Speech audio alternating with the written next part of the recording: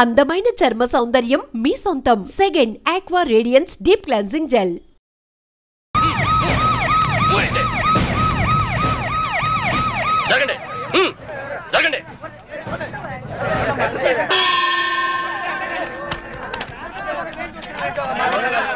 ఎలా జరిగింది? రైలు కింద తలపెట్టాడు మేడం. Suicide case. ఎవరు చెప్పారు? పబ్లిక్. మీరేమనుకుంటున్నారు?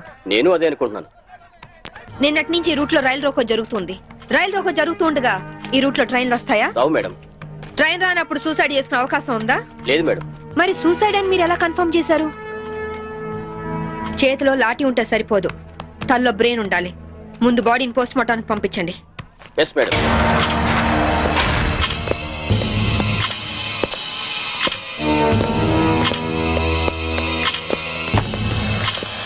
మర్డర్ ఏ టైం జరిగి ఉండొచ్చు? నిన్న ఉదయం 11 గంటల ప్రాంతంలో జరిగి ఉండొచ్చు మేడం. ఫింగర్ ప్రింట్ రిపోర్ట్స్ ఏమైనా వచ్చాయా? ఫోరెన్సిక్ రిపోర్ట్స్ వస్తే కానీ తెలియదు మేడం.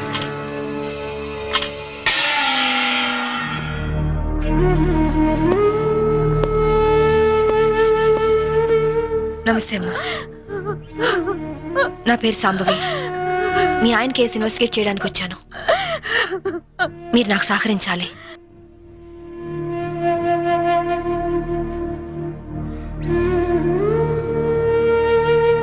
ఆయన నొసట మధ్య సింధూరం ఉంది. నిన్న ఆంజనేయ స్వామి గుడికి వెళ్ళాడమ్మా? ఆయన ఒక్కరే కాదు, ఇద్దరం కలిసి వెళ్ళావు.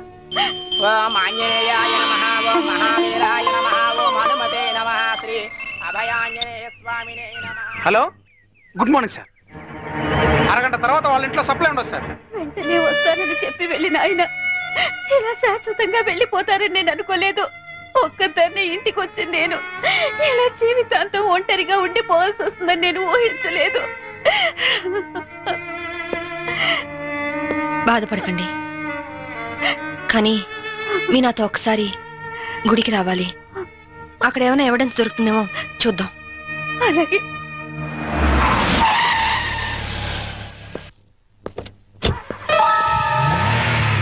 గేట్ తాళం తీ. రాత్రి వేసిన తలుపు ఉదయం 5 వరకు తెరవరమ్మా. సరే రండి.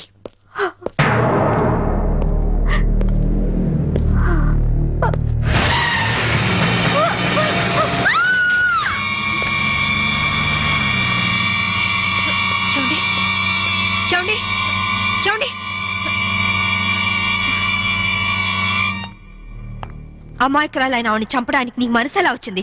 నువ్వు మనిషివా పశువా? నీలాంటి వాడిని కోర్టు తీసుకెళ్లి శిక్షించడం కాదు, పబ్లిక్ గా ఉరి తీసి చంపాలి. తీసుకురండి. Yes madam.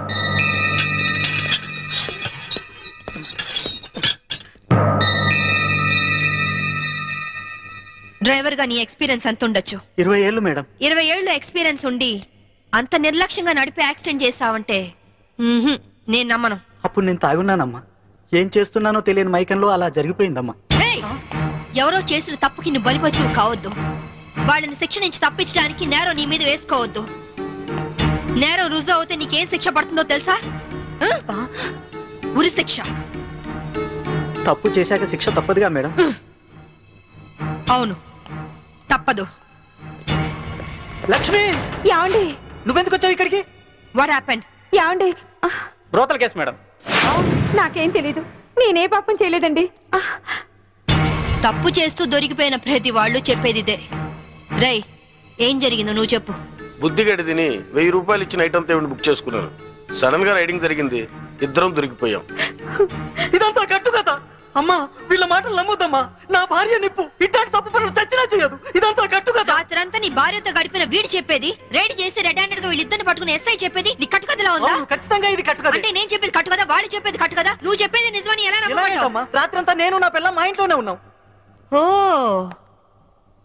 అయితే నిన్న రాత్రి కార్ డ్రైవ్ చేసింది, యాక్సిడెంట్ చేసావని చంపింది నువ్వు కాదన్న మాట. Am I right? చెప్పు, కార్ నడిపింది ఎవరు? ఆ దారుణాన్ని కారణం ఎవరు చెప్పు. ధనరాజు గారి తమ్ముడు బాలరాజేనమ్మా. నేను యాక్సిడెంట్ చేసినట్టు ఒప్పుకుంటే లక్షిస్తామన్నా, లేకపోతే నన్ను నా భార్యను చంపేస్తామని బెదిరించారమ్మా. నీ ప్రాణానికి వచ్చిన భయమేం లేదు. ఇక్కడ చెప్పిందే రేపు కోర్టులో చెప్పాలి.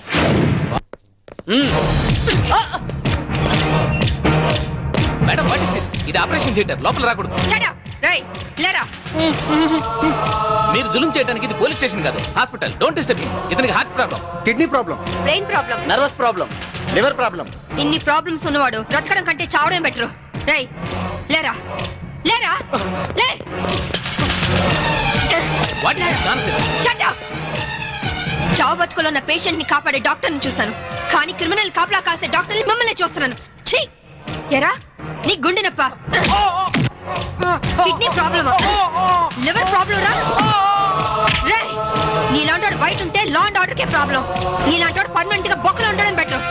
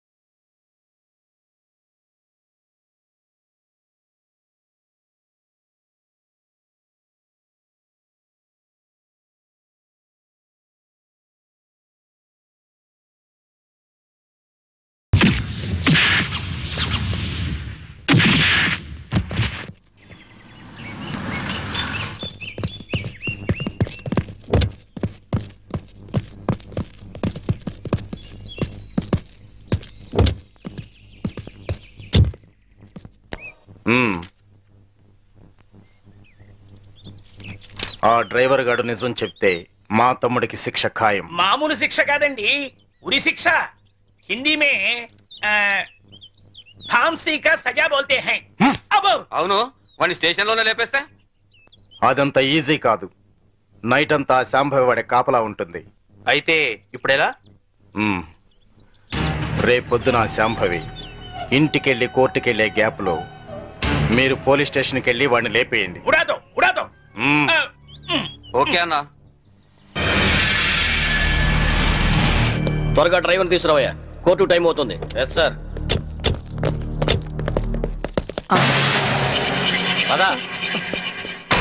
పదమంటుంటే నేను రాను, నేను మాత్రం కోర్టుకు రాను.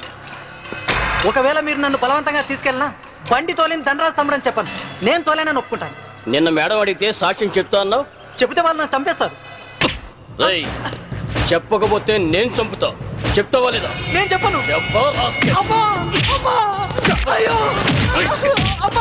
చెప్తావా లేదా?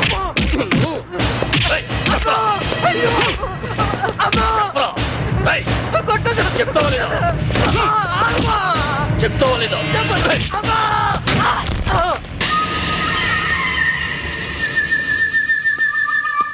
ఎలా ఉన్నాడు? దెబ్బ తగలరాని చోట తగిలినట్టుంది సార్. చనిపోయాడు. చచ్చిపోయాడా? అవును సార్. అన్న, సిఐ డ్రైవర్ గారిని కోర్టులో సాక్ష్యం చెప్పమని కొడితే వాడు చచ్చాడు. అలాగే అన్న. పోలీసులు నశించాలి, పోలీసులు నశించాలి, పోలీసులు నశించాలి, పోలీసులు నశించాలి, పోలీసులు నశించాలి, పోలీసులు నశించాలి. ACP Shambhavi down down, ACP Shambhavi down down, ACP Shambhavi down down, ACP order order. What is this nonsense? ఎవరు మీరు? వీళ్ళంతా ఈ కేసుకు సంబంధించిన వాళ్ళే యువర్ ఆనర్. అవును సార్, ముద్దాయిగా బోన్లో నిలబడ్డది మా తమ్ముడే, కానీ ఇప్పుడు నిలబడాల్సింది వాడు కాదు, ఈ ఏసీపీ శాంభవి. ఏమైంది? ఎలా జరిగింది? ఐఎమ్ సారీ మేడం, అనుకోకుండా జరిగిపోయింది.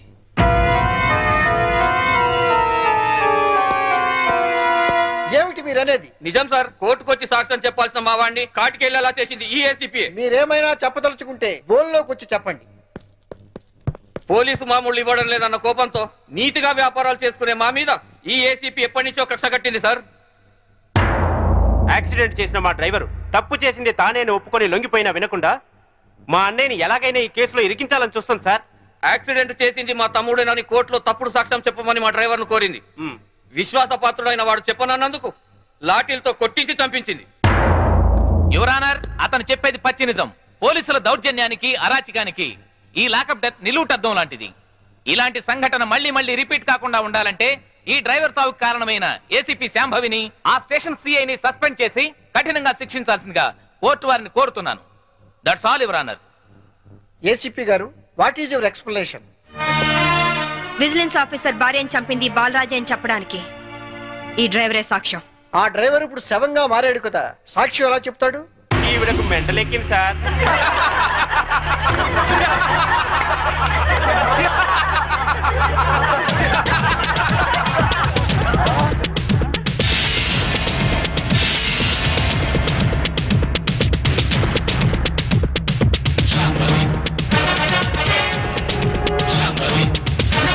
చచ్చాడనుకున్న డ్రైవరు బతికి లేచినందుకు షాక్ అయినట్టున్నారు. మీ మొహాల మీద నీళ్లు కొట్టించాలా లేక మిమ్మల్ని కూడా జైల్లో పెట్టించాలా? మిసెస్ శాంభవి, ఏమిటిదంతా? 1 minute యువర్ ఆనర్. ఇన్స్పెక్టర్, జరిగింది చెప్పండి. Yes madam. యువర్ ఆనర్, డ్రైవర్ను కోర్టుకు తీసుకొస్తుంటే వీళ్ళందరూ అతని చంపాలని కోర్టు బయట కాపు కాశారు. అది పసిగట్టి నేను మేడం గారికి ఫోన్ చేశాను. మేడం గారు ఈ డ్రామా అంతా ఆడమని ప్లాన్ చేశారు యువర్ ఆనర్. లేకపోతే వీళ్ళు నన్ను నిలువునా చంపేసే వాళ్ళయ్యా. ఆఫీసర్ భార్యని యాక్సిడెంట్ చేసి చంపేసింది ఈ బాలరాజే. వీడు చెప్పేది అబద్ధం సార్. యువర్ ఆనర్, నిజాలు తేల్చాల్సింది న్యాయస్థానం. విజిలెన్స్ ఆఫీసర్ భార్య ప్రాణాలు తీసిన ఇతన్ని కఠినంగా శిక్షించవలసిందిగా కోర్టు వారిని కోరుతున్నాను. That's all your honour. Driver Kanakarao సాక్ష్యాన్ని ఆధారంగా చేసుకుని విజిలెన్స్ ఆఫీసర్ భార్యను చంపింది బాలరాజనేని కోర్టు వారు నమ్ముతూ సెక్షన్ 302 ప్రకారం నిందితుడికి యావజ్జీవ కారాగార శిక్ష విధించడమైనది. Hi Kitty, how are you? Fine. Holiday రోజు మీరు ఇంట్లో ఉన్నారండి బాబు గారు. లేకుంటే మీ అక్క లాఠీతో కాలి రగొడుతుంది. ఇప్పుడు అంత అవసరం అంటారా? ఎవరిన వెంటే నిజం అనుకుంటారు. అయితే మోడల్ గా సెటిల్ అయిపోయి డాన్స్ వదిలేస్తావా? వదిలేయడమా? డాన్స్ నా ప్రాణం. నీకే కాదు, మా ఆవిడకి ప్రాణమే. పెళ్లికి ముందు చాలా బాగా చేసేది. నిజమా అక్క? వావ్. ఏ డాన్స్ చేసేదానివి? కూచిపూడా? కాదు, భరతనాట్యం. పోలీస్ ఆఫీసర్ అయ్యాక పొలిటికల్ లీడర్స్ తో, రౌడీస్ తో డాన్స్ చేస్తోంది మా ఆవిడ. డాడీ ఇలాగా?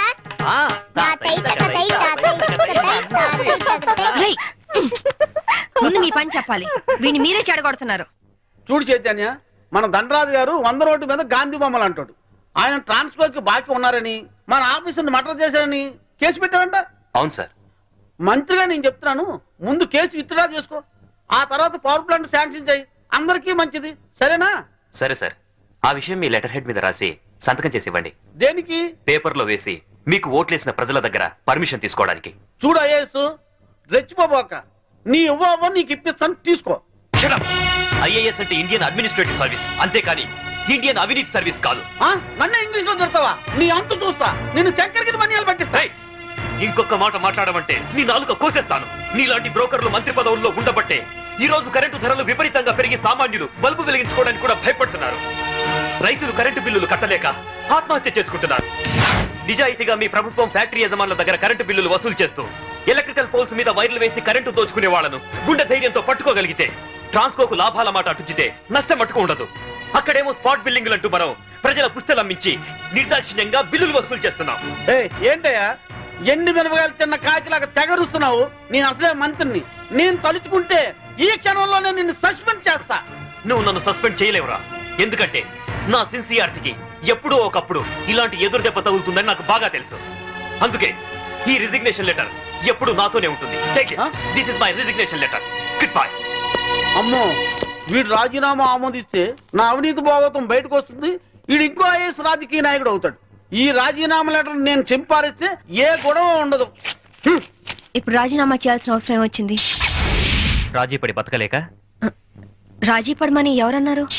రాజకీయంగా పలుకుబడి ఉన్నవాళ్ళు. ఏమిటండి ఇది? ఎవరో ఏదో అన్నారని ఉద్యోగం వదిలేసుకుంటారా? చాంతాడు తక్కువగా ఉందని బావని పూడ్చుకుంటారా? ఇది నీళ్లున్న బావి కాదు శాంభవి, ఎండమావి. ఈ సిస్టమ్ మొత్తం అవినీతితో పొల్యూట్ అయిపోయింది. అందరితో పాటు నేను పొల్యూట్ కాలేను. పొల్యూట్ అవుతుందని ఎందుకు అనుకుంటున్నారు? ఉద్యోగంలోనే పోరాడొచ్చు కదా. అంత ధైర్యం లేనప్పుడు ఐఏఎస్ ఎందుకు చదివారు? బుద్ధి లేక. అమ్మాయి చెప్పింది కరెక్ట్ నాన్న, ఇది మా భార్యాభర్తల విషయం. మధ్యలోకి రావద్దు అంటావు అంతేనా? రై, ఊరంతా కాదన్నా మీ ఇద్దరి పెళ్లి చేసింది నేను రా. మీరు భార్యాభర్తలు కావడానికి కారణం నేను కావచ్చు, కానీ ఇది మా పాలసీకి సంబంధించిన మ్యాటర్. మీకేం తెలియదు, మీరు వెళ్ళండి. ఏమండి, ఆవేశపడుకుని ఒక నిమిషం ఆలోచించండి ప్లీజ్. చూడు, నేను జాబ్ లేకుండా ఇంట్లో ఉండడం నీకు అవమానంగా అనిపిస్తే భర్త పోస్టు కూడా రిజైన్ చేస్తాను.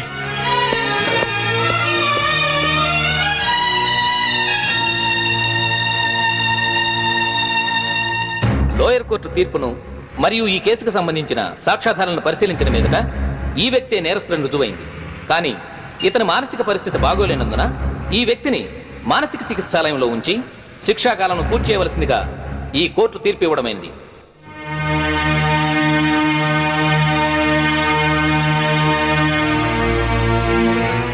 ఆ రోజు నా కొడుకు రిజైన్ చేశాడంటే తప్పు చేశాడేమో అనుకున్నాను. కానీ ఇప్పుడు అనిపిస్తుందమ్మా, వాడు చేసింది కరెక్టేనని. మనకేదన్నా అన్యాయం జరిగితే కోర్టుకి వెళ్తాం, కానీ కోర్టులే అన్యాయం చేస్తే ఎక్కడికి వెళ్తాం? అందుకే నువ్వు రిజైన్ చేసి నాకు వచ్చే పెన్షన్తో ఏ టెన్షన్ లేకుండా అందరం హాయిగా బతకచ్చు.